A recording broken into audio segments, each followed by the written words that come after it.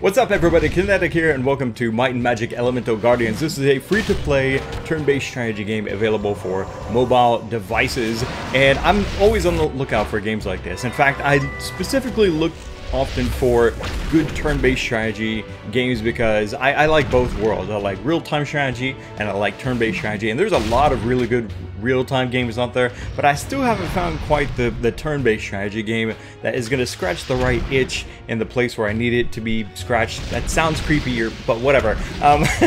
In this video, I'm going to be talking about some of the tips that I can give to you guys, some advice on how to efficiently level your characters, energy management, farming glyphs and stuff like that for your progression here in the game to just make your journey a little bit more easier. But before we get into that, I want to thank Ubisoft for sponsoring this video, and for you guys, the viewers, to know more information about Might and Magic Elemental Guardians beyond what you'll see here in this video, definitely check out the link in the description. Click that, it'll give you more info, download links to be able to get the game on your device and start playing the game for free.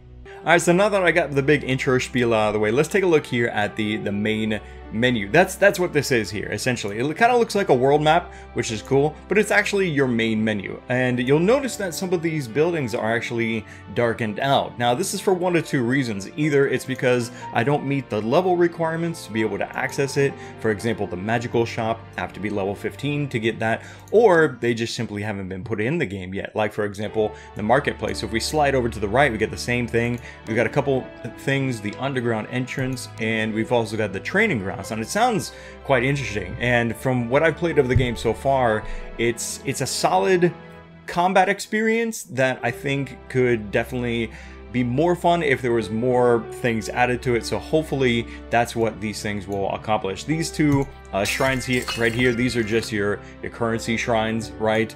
Over here we have the creatures building. This will show you all of the creatures that you've unlocked so far. There are, according to the info I've seen, over 400 or something ridiculous like that. 400 different creatures, and I think they're also counting the evolutions of each of the creature types.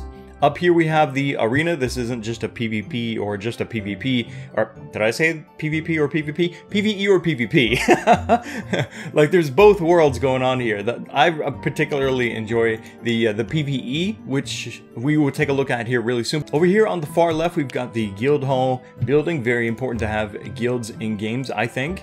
Always a good feature to build a good community. We've got the summoning shrine here, summoning altar. This is where you can unlock new creatures, and based on the different currencies that you earn over time will give you chances to unlock more and more powerful creatures. Like, we've got the miner, which, as you can see, gives you a 1, maybe if you're lucky, a 2-star creature. Here we have 2, 3, and 4-star. Then we've got legendaries, which basically just cuts out the 2-star tier. Anyway, so that's where you can get a bunch of different creatures, essentially. You can also unlock chests here with keys. Got a ton of keys already, and I haven't put $1 into this game.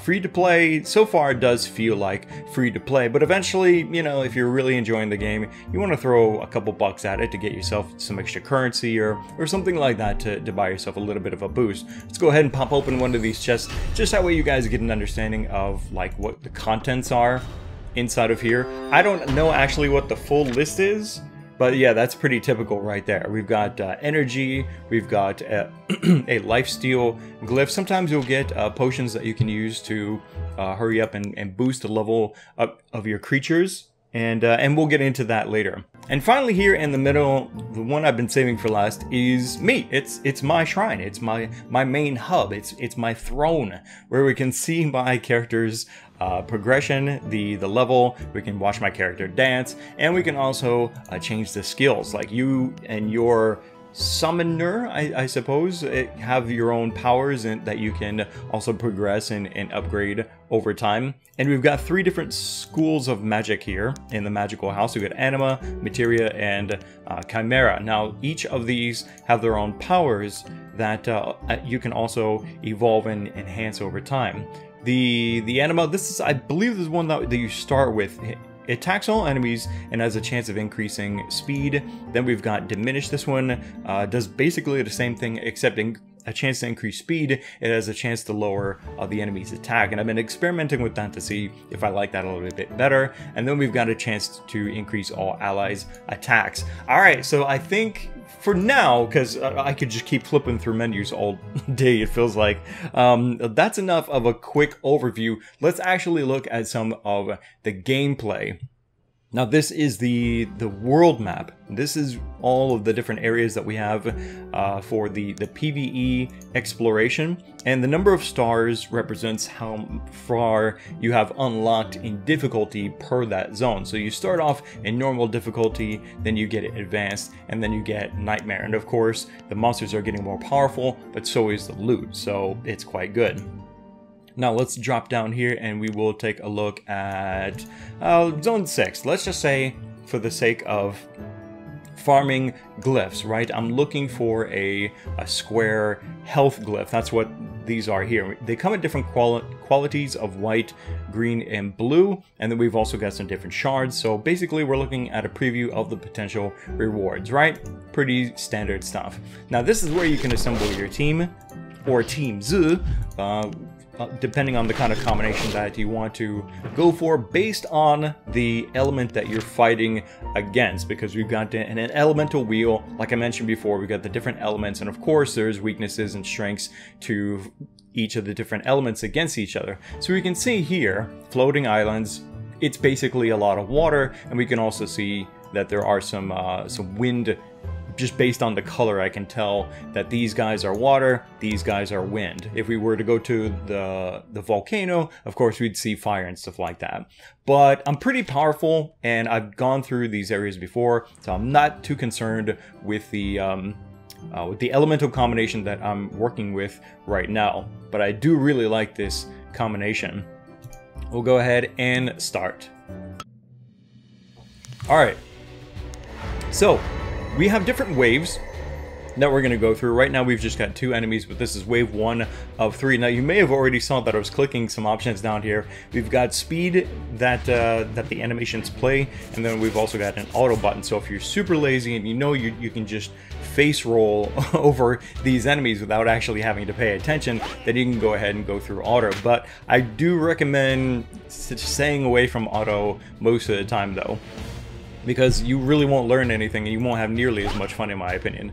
But here we go. So as we can see, right now it's the turn of the support healer that I have. If I want, I can click and preview the different skills, what they do, who they can target, and look at that, the green arrow and the yellow arrow. They tell you this in the tutorial, but the different color arrows represent the advantages or disadvantages that your element has against that one. So for wind, it's really good against this wolf here. Boom, look at that. We even crit 821. Pretty sweet. All right, so now it's my fire griffin's turn, and we can see it's completely opposite now with the wolf. I've actually got a disadvantage, and I'll hit a lot less than I normally would against this guy. You know what? Double attack on the enemy. Let's do that. We'll kind of make up for the weakness that we've got. Wow, I don't even know if I needed to do that.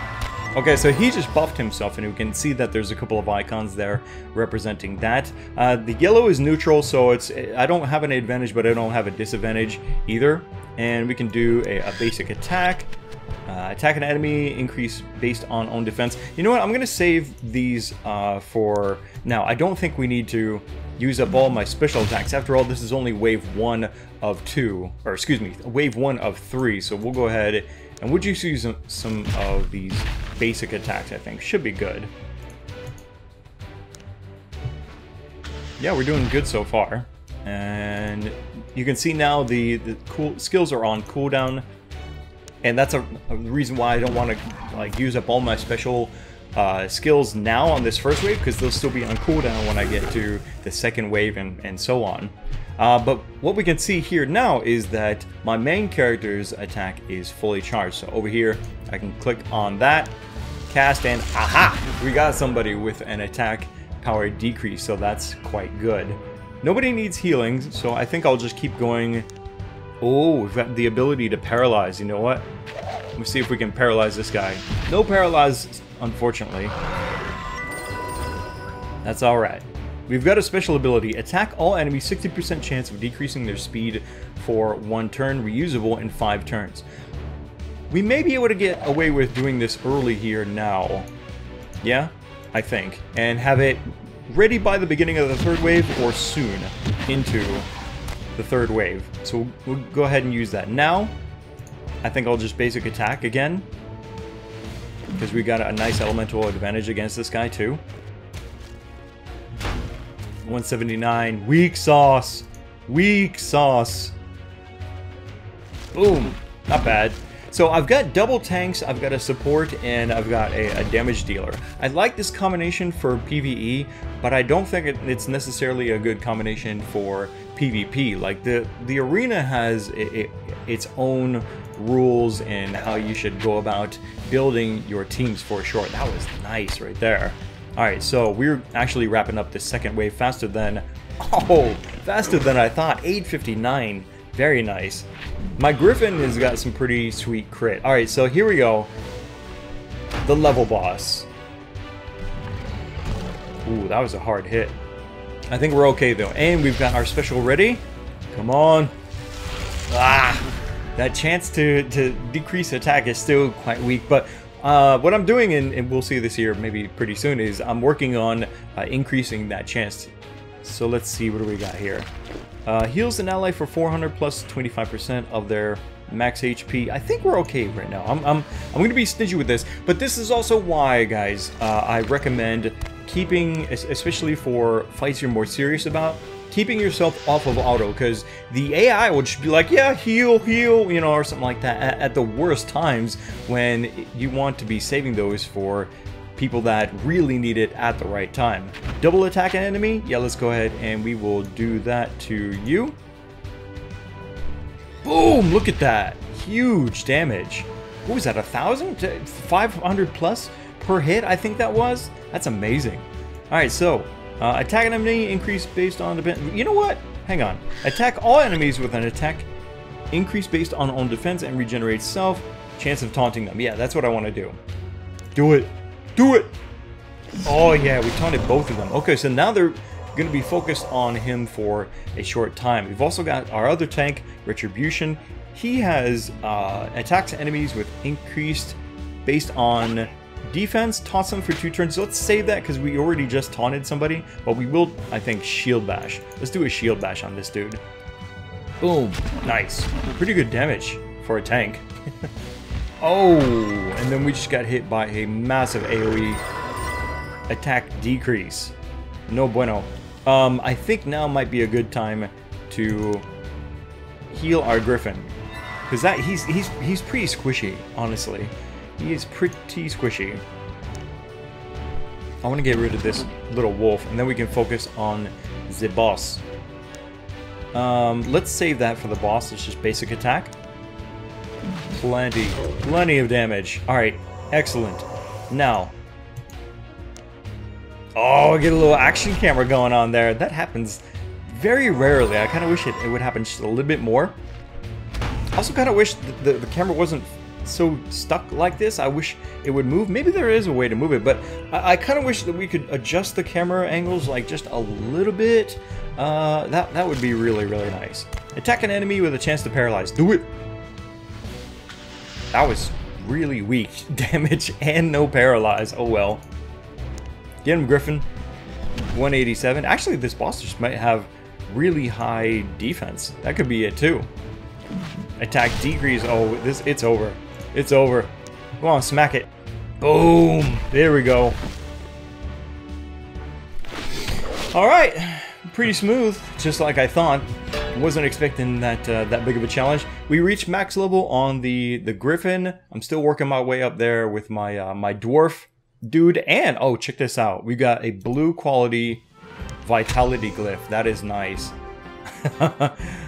Blue is, yeah, I'll take blue. I'll definitely take blue over white, that's for sure. Although green would have been sweet to get too. Alright, so there we go. There's a quick look at what the gameplay is like. You got some different things going on there that you gotta kind of have to think about, but that's what makes strategy games fun in the first place, right? Not just mindlessly button mashing, but you know, the little choices that you make can definitely make a difference in the harder battles, and that's what makes things a lot of fun. Alright, so that was a quick overview of the gameplay, of a couple of tips, and just generally like what to expect from the combat, which I think is really good. I love the animations. But what about some of these other things that I was mentioning? For example, energy management. Energy management is going to start to bite you starting from about level 5. This game isn't the most generous when it comes to energy, but it could be a lot worse, definitely.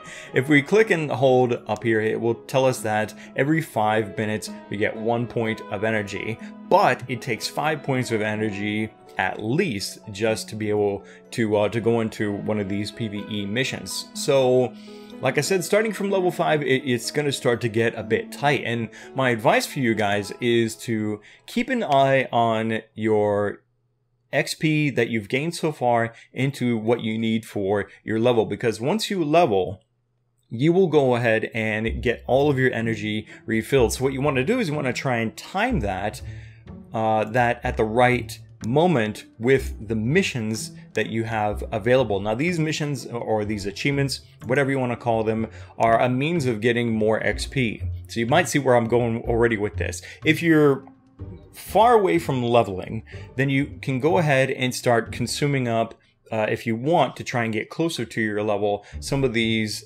achievements that will give you XP. But you don't want to be consuming a bunch of them, right? If you're close to leveling and you're full on energy, you want to drain your energy, right? Get yourself close to leveling, and once you're pretty much rock bottom and you got no more energy or close to it or something like that, then come here to the achievements and start consuming these to get the energy you need to then fill up the rest of your experience bar, level up, and then get your energy refilled. That's one of the best tips I could probably give in this video, is balancing and keeping an eye on your energy and the missions that you have completed, the achievements that you've completed, so where you can consume. Some of these are only like, yeah, 200 or something like that. Some of them are massive though, like these daily missions, 3,000, there's another 3,000, there's 3,500 right there. These are massive chunks of XP. And like I said, if you're full up on energy, you're close to leveling, and you start burning through these and then leveling again, you just wasted so much energy.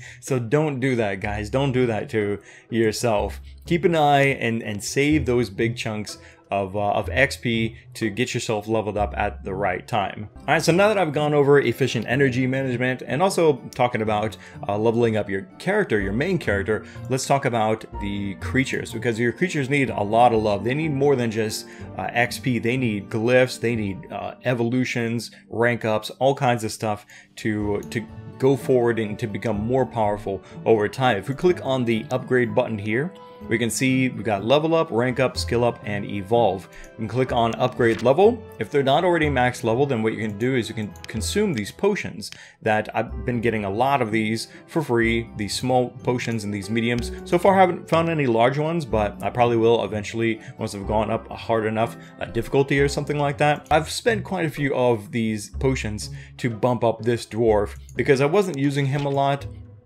But now I want to bump him up because we want to have a lot of different options for creatures to counter elements, right? I don't want to just always have a full party, for example, of water creatures that eventually is going to put me at a huge disadvantage. So I want to have backup guys that are leveled up, glyphed up, all that good stuff, and ready to counter the next area's monsters that I need to have the most power for. Another really big part though of your creatures is definitely your glyphs, right? You've got these glyphs that you will use, and when you combine 3 of them, and it doesn't have to be in a line like this, it can be any combination. You could have like 2 of these and then 1 of these here or something like that. It doesn't matter. As long as you've got 3 though, then what it will do is it will give you a bonus. So these are HP glyphs. Once I've got 3 of them, it gives me the plus 20% HP buff there. Same with these are crit glyphs. Once I've got 3 of those, it gives me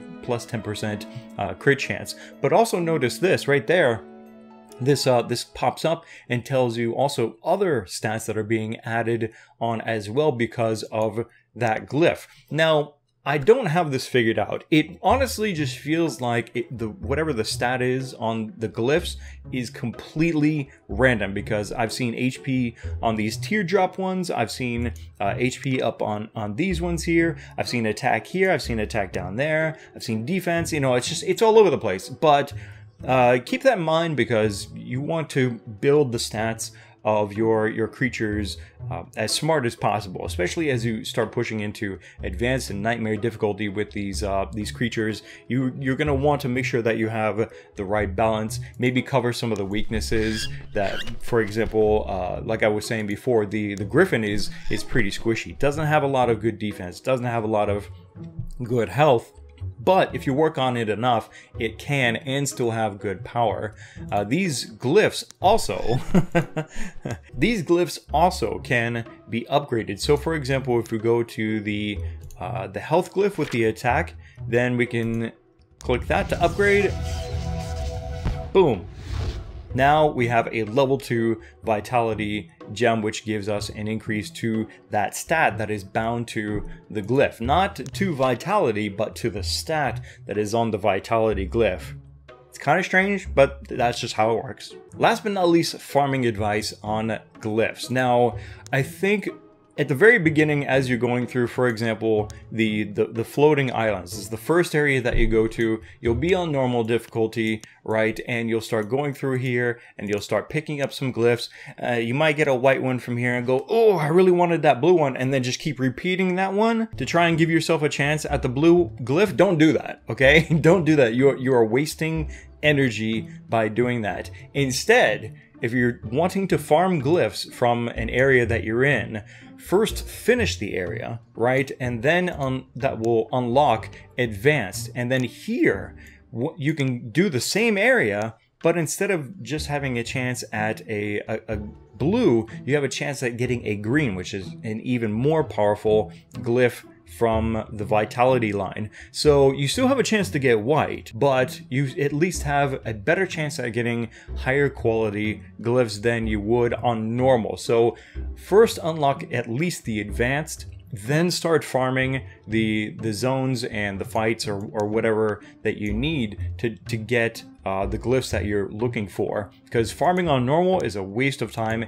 and energy. It's only one more point of energy. It goes from 5 energy to 6, but you have a much better chance at getting better glyphs for your creatures. That's gonna wrap it up for this video, guys. I think that's pretty solid for starters on tips and tricks on how to manage your energy, farm glyphs, creature management, and all that good stuff here in Might and Magic Elemental Guardians, a cute spin-off of the Might and Magic franchise, free to play. Don't forget there's a link down in the description for more information and to links for your device to play it for yourself today for free. It's free. Might as well try it, guys. If you do, let me know what you think down in the comment section below. Click the like button to support first look videos here on the channel. I try to do these as often as possible, sometimes free to play, sometimes buy to play, and so on and so forth. So yeah, keep your eyes open. Until then, thanks again for watching. This is Kinetic, and I'll see you next time.